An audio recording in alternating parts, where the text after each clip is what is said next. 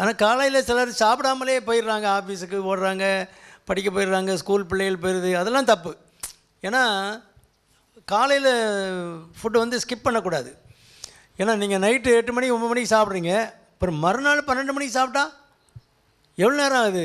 வயிறு எம்டியாக இருக்கிறது வந்து 14 மணி நேரம் 16 மணி நேரம் ஆயிடுது. அப்படி இருந்தாலே அல்சர் வந்துடும், ஈஸியாக வந்துடும். அதுவும் போக பகலில் நீங்கள் சாப்பிடாமல் காலையில் போகும்போது காலையில் நம்ம பிரெயின் வந்து குளுக்கோஸில் தான் ஓடும், மற்ற எல்லா உறுப்புகளும் ஓடும், ஃப்ரீ ஃபேட்டி ஆசிடில் ஓடும். நமக்கு வந்து டூயல் என்ஜின், நமக்கு வந்து பெட்ரோல்லையும் ஓடும் டீசல்லையும் ஓடும் நம்ம வண்டி. பெட்ரோல் வந்து குளுக்கோஸு, எல்லா உறுப்புகளும் குளுக்கோஸில் நல்லா ஓடும். ஆனால் ஒரு குறிப்பிட்ட டைமுக்கு அப்புறம் பிளட்டில் குளுக்கோஸ் லெவல் இறங்கிடும். கார்போஹைட்ரேட் மாவுப்பொருள் கொடுத்தா தான் குளுக்கோஸ் வரும். மாவுப்பொருளுடைய வேலை முடிஞ்ச பிறகு திரும்ப நம்ம உடலில் உள்ள ஃப்ரீ ஃபேட்டி ஆசிட், கொழுப்பு அமிலங்கள் தான் மற்ற உறுப்புகளை தான் இயக்கும். மூளைக்கு மட்டும் நீங்கள் குளுக்கோஸ் இல்லைன்னா அது வேலை செய்யாது. அதனால் பள்ளிக்கூடம் போகிற பிள்ளைகள் நல்லா அப்படி கவனிச்சிக்கிட்டே இருக்கும், மண்டையில் ஏறுற மாதிரி இருக்கும், ஏறாது. ஆஃபீஸில் போனால் அவங்களுக்கு பிரெயினுக்கு சரியாக குளுக்கோஸ் கிடைக்கிறனால எரிச்சலாக வரும், கோபம் வரும். ஒன்று இல்லை, ஒரு லோயர் கேடலுக்கும் திட்டு வாங்குவான், இல்லை பெரிய ஆஃபீஸராக இருக்காங்க திட்டிகிட்டே இருப்பாங்க. அது இன்னும் டேஞ்சர். திட்டிகிட்டே இருந்தால் அதுக்கு அட்ரினலின் சுரக்கும், உடம்புல இன்னும் சுரக்கும், அது வேறு ஹார்ட்டுக்கு பாதிப்பு. அதனால் தேவையில்லாத பிரச்சனை இருக்குது. என்னத்தையே ஒன்று போட்டு just break the fast. Fasting இருக்கோம்ல, night over night fasting, just break the fast, அவ்வளோதான். பிரேக் ஃபாஸ்ட் என்னத்தையே கொஞ்சம் போல் சாப்பிட்டு போக வேண்டியதுன்னு. வயிறு முட்டை சாப்பிட்ணும் அவசியமே கிடையாது. ஒரு 2 இட்லி ஏதோ ஒரு பழத்தை உரிச்சு போட்டு சாப்பிட்டு போயிட்டே இருக்க வேண்டியது. வயிறு எம்டியாக போட்டுட்டு போகக்கூடாது. 7 மணிக்கு முன்னாலே மேடம் சாப்பிட்றேங்கிறாங்க. எவன் தாரா நமக்கு 7 மணிக்கு முன்னால் வீட்டில் சாப்பாடு? நம்ம தான் என்னத்தையாவது காய்ச்சி கீச்சி குடிச்சிட்டு ஓட வேண்டியிருக்கு. 9 மணி 9:30 தான் சாப்பாடு ரெடி ஆகுது. என்னதோ காலையில் சாப்பிட்றோம், அவ்வளோதான். சாயங்காலம் 7 மணிக்கு முன்னால் மேடம் சாப்பிட்றாங்க, பெஸ்ட்டு. 2 கிலோ 2.5 கிலோ 1.8 2.8 அப்படி தான், அந்த ரேஞ்சில் தான் இருந்தோம். இப்போ எத்தனை கிலோ இருக்கும்? இது எவ்வளோ எங்கேருந்து வந்தது? நம்ம சாப்பிட்ட உணவுலேருந்து தானே வந்தது. ஒரு கட்டணம் கட்டுறோன்னா அதுக்கு மட்டும் ரொம்ப யோக்கிய மாதிரி போய் ஆற்று மண் வச்சு கட்டினா நல்லாயிருக்கும், இந்த சேண்டு நல்லா இருக்காது, அந்த மண் சரியான மண்ணாக வாங்கணும். செங்கல் வந்து நமக்கு அங்கே அரசன் செங்கல் தான் பிரமாதம், அது வெயிட் பண்ணாலும் பரவாயில்ல, அதை வாங்கி தான் கட்டணும்பா.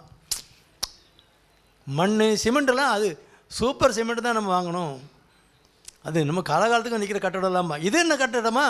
இந்த கட்டடத்துக்குள்ள தானே நீ உயிரோடு இருக்க. இது காலகாலம் இருக்கிற வீடு இல்லை இது.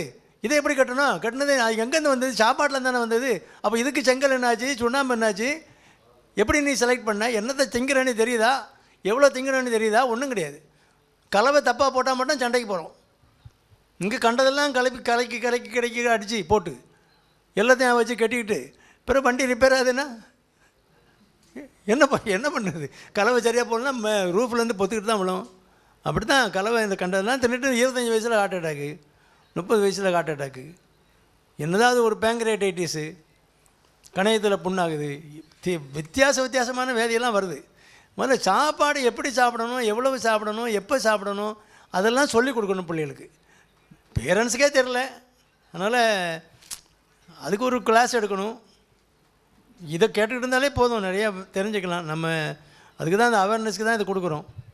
எவ்வளவு சாப்பிடணும், எப்போ சாப்பிடணும், அதெல்லாம் தெரிஞ்சு குழந்தைகளுக்கெல்லாம் வளர்த்திங்கன்னா நல்லாயிருக்கும். அவன் கேட்குறதெல்லாம் வாங்கி கண்ட நேரம்லாம் கொடுத்து. காலையில் போகும்போது சுகர் பேஷண்ட்டு வந்து நீ தண்ணி குடிக்கிறத விட ஒரு பால் சாப்பிட்டு போனால் நல்லது. ஏன்னா இட்ஸ் கம்ப்ளீட் பிளான்ட் ஃபுட். அதில் கார்போஹைட்ரேட் இருக்குது, அதில் குளுக்கோஸ் இருக்குது, ப்ரோட்டீன் இருக்குது, ஃபேட் இருக்குது, எல்லாம் மிக்ஸ்டான தான் பால். அதனால் ஒரு டம்ளர் பால் எடுத்துகிட்டு போகலாம் சுகர் உள்ளவங்க. சுகர் இல்லாதவங்க, நீங்கள் சுகர் உள்ளவங்களுக்குமே நீச்சல் தண்ணி குடிக்கிறனால ஒன்றும் தப்பே கிடையாது. ஏன்னா அதில் ஈஸ்ட் இருக்குது, நீ கொஞ்சம் பிசைஞ்சு குடிச்சிங்கன்னா அதில் கார்போஹைட்ரேட்டும் வந்துடுது.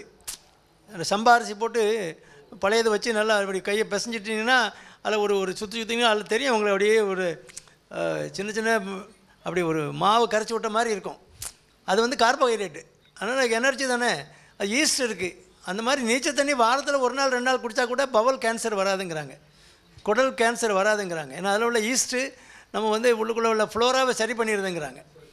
நம்ம கண்டதெல்லாம் கடையில் சாப்பிட்டு கெமிக்கல் போட்ட உணவுகளாக சாப்பிட்றோமா, அந்த நீச்சல் தண்ணி குடிச்சிங்கன்னா நேச்சுரலாக உள்ள ஈஸ்ட் வந்துடுது உள்ள. இப்போ ப்ரோபயோட்டிக் ப்ரீபயோட்டிக்னு மாத்திரை 8 ரூபா 10 ரூபாய்க்கு டெய்லி இப்போ சாப்பிட்றவங்க நிறைய பேர் இருக்காங்க. அது சாப்பிட்டா தான் சரியாக இருக்குங்கிறாங்க. நீங்கள் நீச்சல் தண்ணி குடித்தாலே சரியாயிடும். நான் வாரத்தில் 3 நாளைக்கு பழைய தான் சாப்பிடுவேன். 3 நாள் 4 நாள் சாப்பிடுவேன். மத்தியானம் சாப்பாடு சம்பா ரைஸ் வச்சுட்டாங்கன்னா அது கூட கொஞ்சம் இருக்குது, நான் தண்ணி ஊற்றி போட்டுருவேன், காலையிலேயே குடிச்சிக்குவேன். அதுதான் பெஸ்ட்டு. அளவு குறையாக இருக்கணும். சர்க்கரை வியாதி இருந்தால் என்ன செய்ய போகுது நம்மளை? அது வேலையை பார்த்துட்டு போகும்போது நமக்கு அதுக்குரிய தீனியை போட்டுக்க வேண்டியதானே.